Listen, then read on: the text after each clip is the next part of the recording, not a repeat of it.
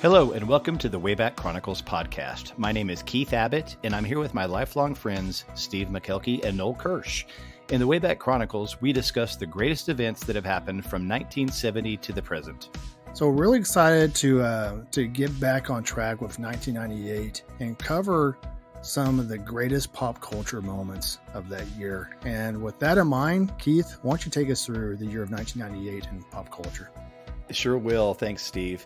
It's fun. This is fun year. And there was a lot of music, pop culture, which I'm going to save for Noel because he's going to be doing the 1998 music. So don't want to step on your toes. So a lot of things were relevant to music. And so it's going to be fun to hear a lot of what you have to say in the next episode, Noel. I'm looking forward to it. But aside from that, pop culture was really kind of funny this year. I mean, there was some funny things that happened this year, and in addition to some cool things that happened and some things that made me go, oh, wow, that things I didn't even realize happened. But, the first thing I want to talk about is we've talked a couple of episodes about Dawson's Creek, Noel, and we thought that this was a big deal this year, but it wasn't on the charts. But that's because Dawson's Creek premiered this year. So there you go. It was actually, you were right. It was relevant this year. It wasn't a top 10 episode like we had visited about in this TV, Steve, but it did premiere, which was kind of fun. So there you go. So I'm just trying to redeem you. You were right. I appreciate it. Dawson's Creek was in full bloom by then. So Lynn and I got married in 97, and I remember watching it I remember watching the second apartment. So that would have been our second year. So it would have been 1998. So that was Katie Holmes. I don't know if that was her debut, but it was easily early on in her career. So, wow. Yeah. Thanks for the help in just giving you some redemption there. Yeah. No problem. A lot of these shows, Friends and the like, were pretty popular, and the fashion trends followed them. And a lot of the fashion of 1998 were more simple lines, simple colors, small symmetrical sunglasses. The bob from There's Something About Mary was a big trend in women's hairstyles. Probably not the hair gel part, but the bob was a big deal at that point. So it was very much a strappy sandals, things like that were coming into popularity at that point. But it was much more of a getting rid of the ruffles, the frills and the things of the 80s, early 90s, and getting into just straight line symmetrical styles. So I don't remember what I wore. I was deep into just getting my career started. So it's probably the cheapest thing I could find that didn't look like it was falling apart on me. So I don't remember any fashionable shoes or anything. I was just glad to be able to buy something at that point, I think. So With your own money. Definitely. Yeah. So a couple of other things in just some TV and movies just to tie into pop culture. The pop culture restart, I would say, of the Star Wars franchise started this year when Star Wars released the first trailer for The Phantom Menace. So that trailer happened around Christmas time of 1998. And I just remember the double-bladed lightsaber of Darth Maul's, and I was back in my childhood happiness again. So, and those prequels got some hate when they came out, but they've been kind of re-embraced over the years, and they're a fun watch still to this day, in my opinion. So, but good stuff. So yeah, it had a little childhood happiness there. So can't go wrong with that. So that was the catastrophe that was Jar Jar Binks, wasn't it? Absolutely, it was. God. Yes. And, it's funny. I remember in 99, it was right before the movie came out. I was in Denver actually that was when I was recruiting for Texas Tech and for admissions. And I got to go up to Denver. And this was also, I think I talked about this in another episode. It was right around the Columbine time. So it was kind of weird. But that at the end of the recruiting time, there happened to be the very first Star Wars celebration that happened in Denver. And this is another year, but the point is, and I'll get to it when we ever get to 1999 more in depth of this, but the guy that played Ahmed Best was the guy that played Jar Jar Binks. Coolest guy I've ever met. So excited to be part of the Star Wars universe. He was so fun. And I remember like the hate that Jar Jar got. And like, I've literally ached for the dude because I liked the guy so much as a person. I was like, no, this can't be happening, So it was just a little side note there, but that was the dawn of Jar Jar for sure. I think if I ever made it in Hollywood, that would be me. Like, yeah, my too. One big breakout role, and then it's like it would be hate. Like, yes, it would be the worst. Like for years and years and generations, people would talk about how terrible it was. Absolutely. That would be me too, to a T. I'd be the one that everybody would talk about with a golden egg on my face. Yeah. You know? Oh, well, that's okay. But anyway, that was kind of fun that came out, and so pretty neat. Speaking of other things that came out, there was a breakthrough medicine that came out that was originally intended to treat high blood pressure and angina and chest pains, things associated with coronary heart disease. Well, while they were testing this product, they noticed a very strange side effect that happened. And this side effect then became the official reason to have this little blue pill that's known as Viagra. And so 1998 was the dawn of the ED drug and Viagra. So a lot of history about the name and how it became. Some people say that it had a little bit to do with I think it was a Sanskrit or something name that meant tiger. Others meant that it was like vim and vigor. There's even another story that there is a Indian correlation of it's a road to via a road to this place called Gria, which at the time there was a building that was the largest erection ever made from a man to a woman. And so I don't know, there's a lot of rumors about how this started, but it's an interesting thing that happened then. I like your last one right there. I did too. I don't know how accurate it was, but I heard it one time and I'm like, I'm going with that. Absolutely. I think I would pick the latter in all no doubt. No doubt. So other things that were created this year, the website, and this is fun, and you can Google it now. It doesn't exist anymore, but the website hamsterdance.com was created in 1998, and it was created due to a competition between Canadian students to see who could generate the most internet traffic. And it's one of the earliest examples of an internet meme. So wow. There you go. And I tried to Google it today. It doesn't exist anymore, but the domain's for sale for anybody that wants to start back up. But yeah, the song that was produced by the Boomtown Boys came actually out 2 years later in 2000. So there you go, hamsterdance.com. I kind of remember this. For our listeners right there. Yeah.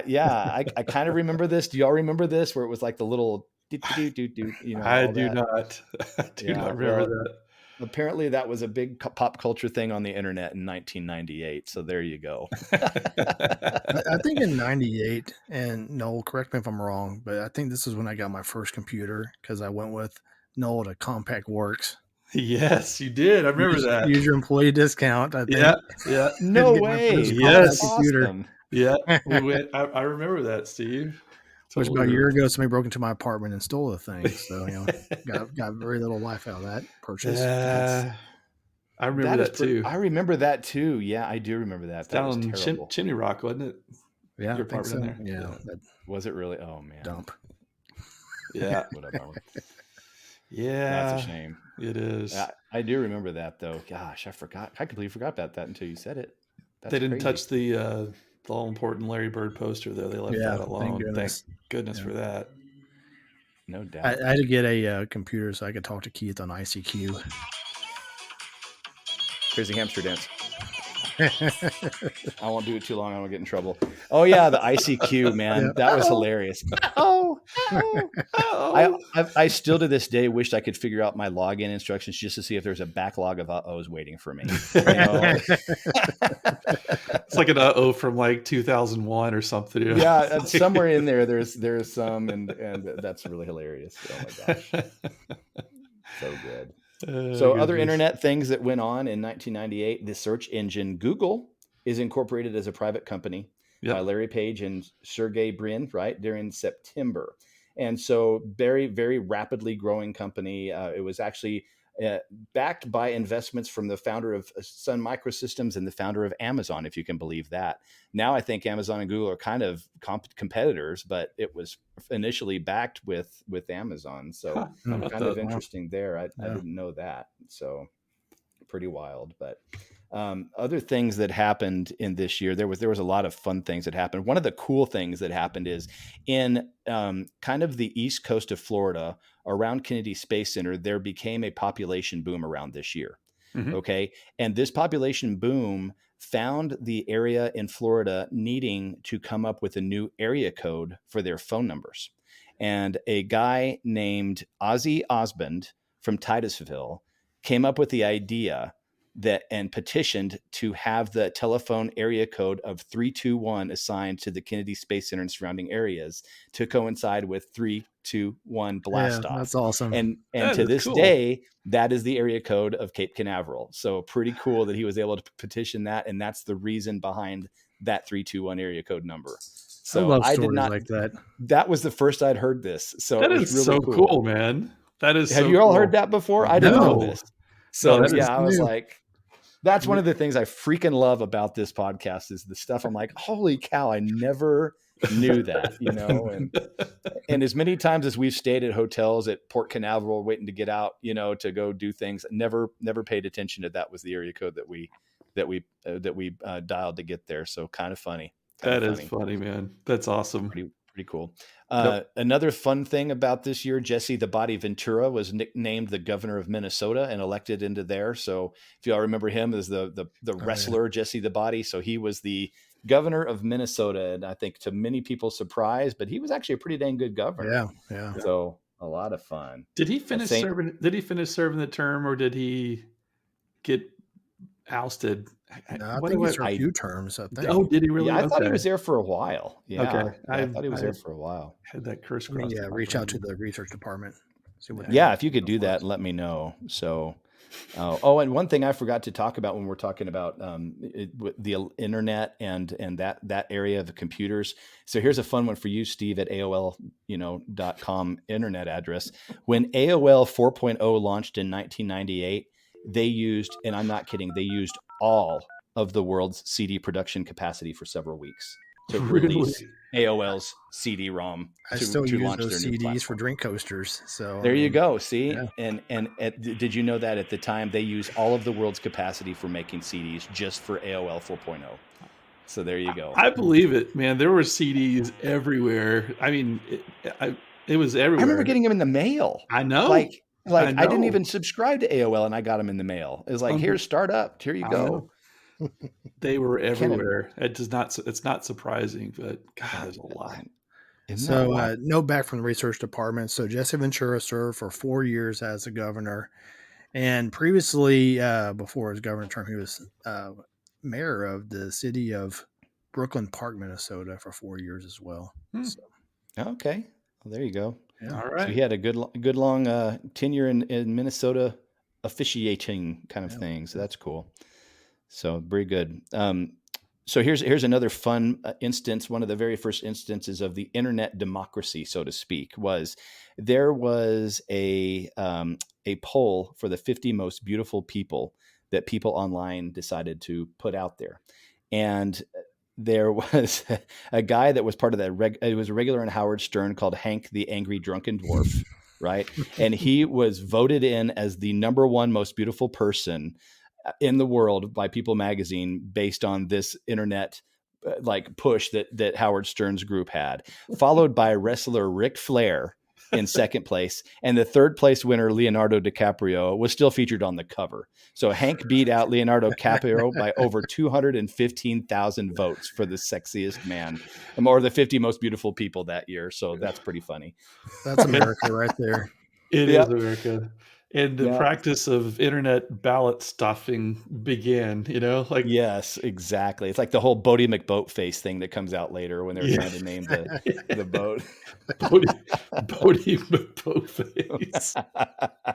That's awesome. Still the most beautiful thing ever. I saw one a couple of years ago. Maybe you told me about this, Steve, about how Pitbull, there was a competition for Walmarts. And like the Walmart that got the most votes for Pitbull to perform there was going to perform at that Walmart at that location, and everybody submitted for him to go to some Walmart in Alaska.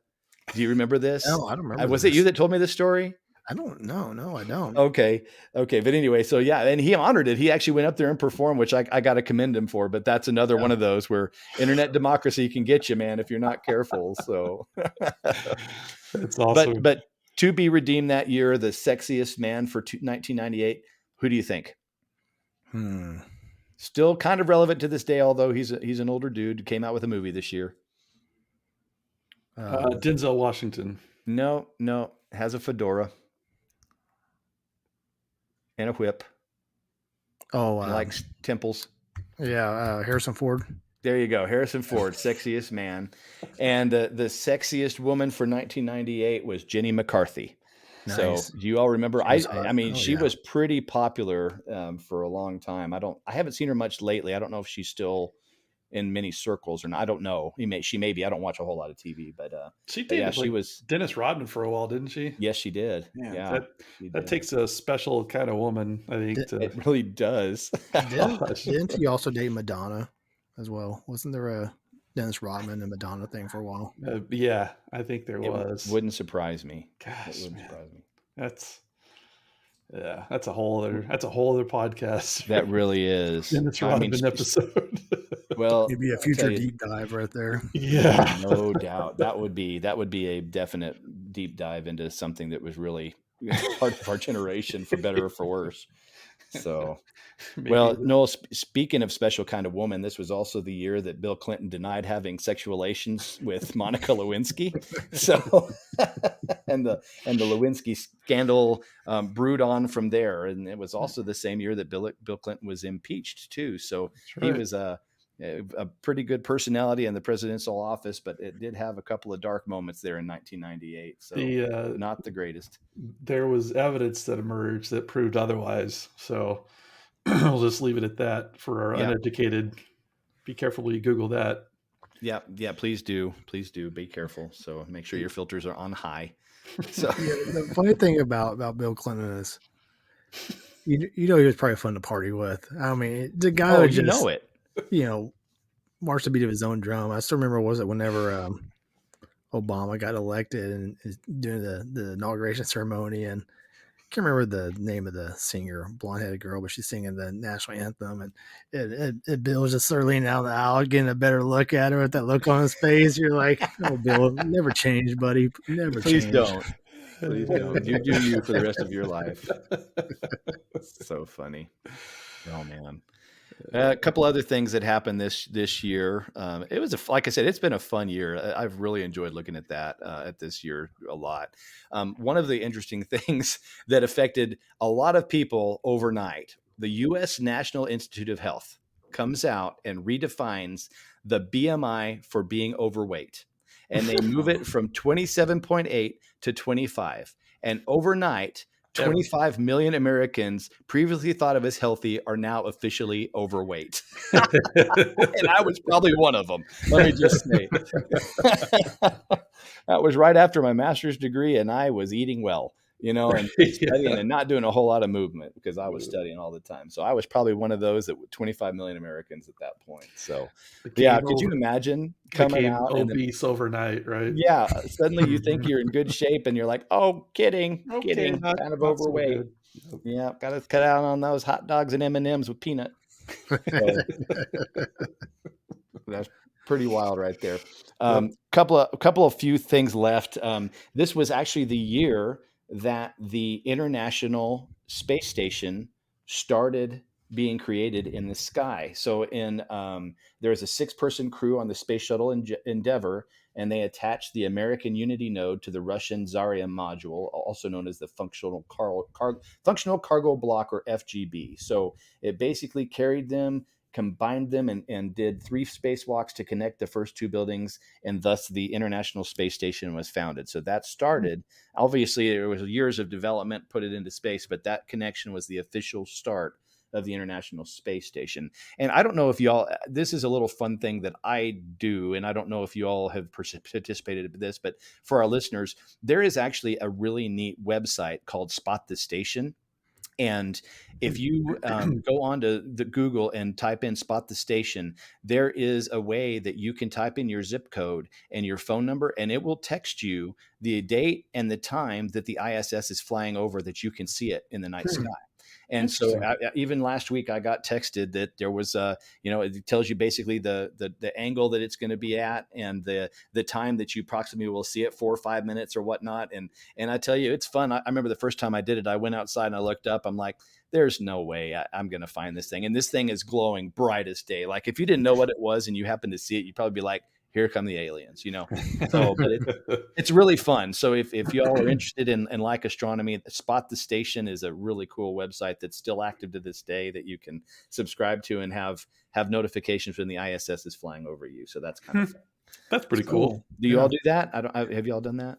No, I'm actually looking up right now. I recently downloaded, prior to the recent solar eclipse, an app called Sky Tonight, and it's basically, to look at the stars, the constellations and everything. But had nothing to do about it. I got to think. I was looking. When I get up early in the morning and take the dog outside, I would sit out on the patio and I can see all the sort of curious, stars, that Venus and all this stuff, and where's Uranus? And of course, got to bring that up. But anyway, just it's been pretty cool to see where all the different constellations are, and of course, there's some constellations I never heard of prior to this.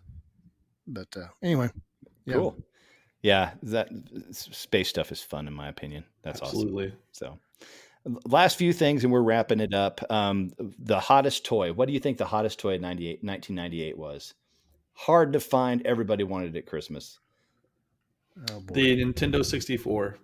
It was that's not quite it. That was popular, and this was also the year that the Sega Dreamcast was launched in Japan and next year in the US. It wasn't a console; it was the Furby. I remember those. Oh yeah. A little. Who knows what it ever did, but everybody wanted it because it cooed and stuff, and it was cuddly or something. So that was the hottest toy. Not to be outdone, another stuffed product was the hottest collectible of that year. About the same size as the Furby, and there were millions of these, and turned it into $1 billion industry that had a massive collapse in 2004. So can you think of, was something that mostly women collected, and they were all over the place. Beanie Babies. There you go. The Beanie Baby was the hottest collectible in 1998. And something that probably caused the BMI for the National Institute of Health to be redefined.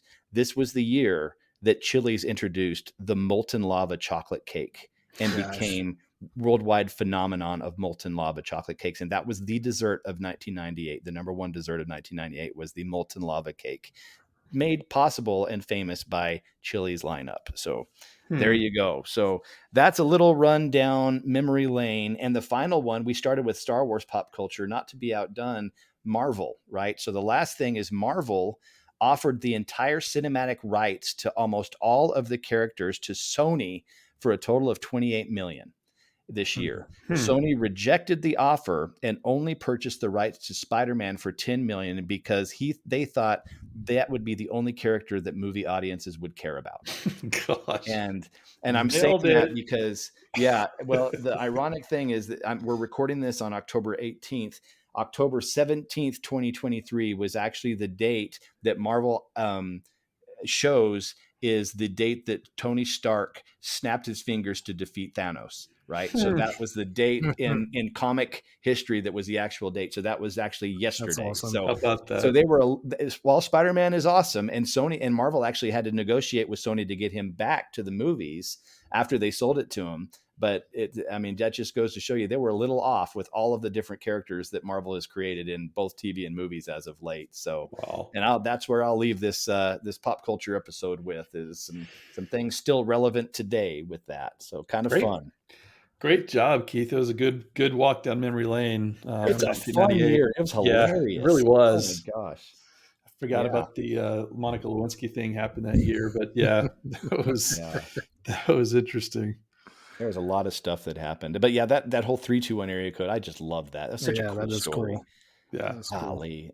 So if listeners, if there's other things about 1998 that you remembered that we were fond of, we would love for y'all to pipe up, tell us about it in Facebook, give us some comments of things that were really neat and special to you in that year. That was a year a lot of us were just getting started in life, really, after going through college and those kind of things for our generation that usually listens to our group. So it's very vivid in my mind, those years. Very vivid. A lot of happy memories, a lot of neat things, a lot of discovery. So we'd love to hear if you have some special memories in 1998, we would love to have you share those with us in our group. So anyway, but thanks, Noel. Thanks, Steve, for letting me kind of visit through 1998 pop culture with y'all. Yep. And like I said, there's a lot more that's tied to music, Noel, and I can't wait for you. I looked at it, I'm like, nope, not gonna look, because I know there's a lot more that's tied. A lot of pop culture is tied to music from here on out, right? Yeah. So I'm excited about it.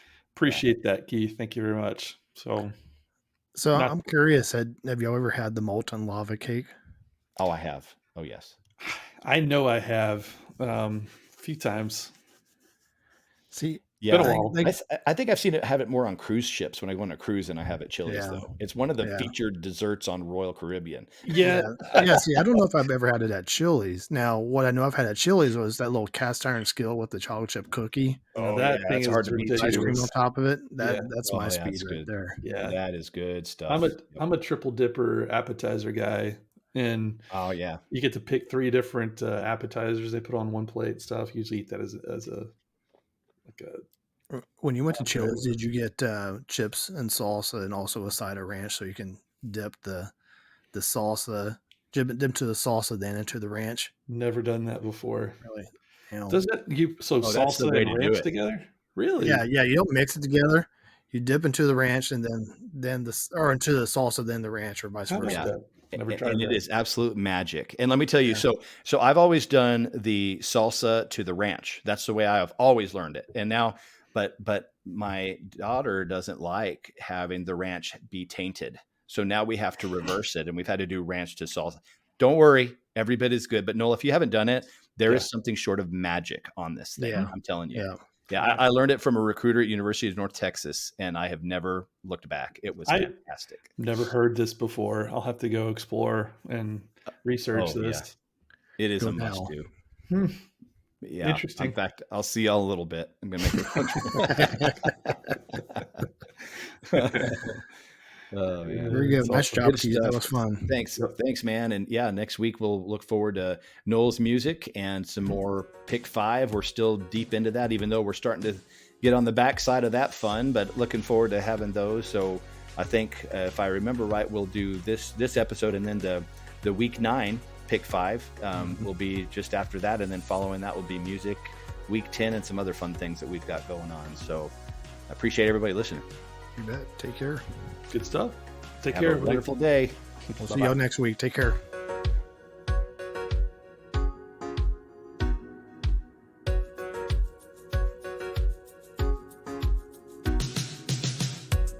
Thanks for listening to the Wayback Chronicles. All shows are written and produced by Noel, Keith, and Steve. Massive thanks to those who made these memories possible for us through the years. All songs, sounds, and effects have been attributed in the comments section and through links listed on waybackchronicles.podbean.com. We look forward to taking you way back again in the very near future.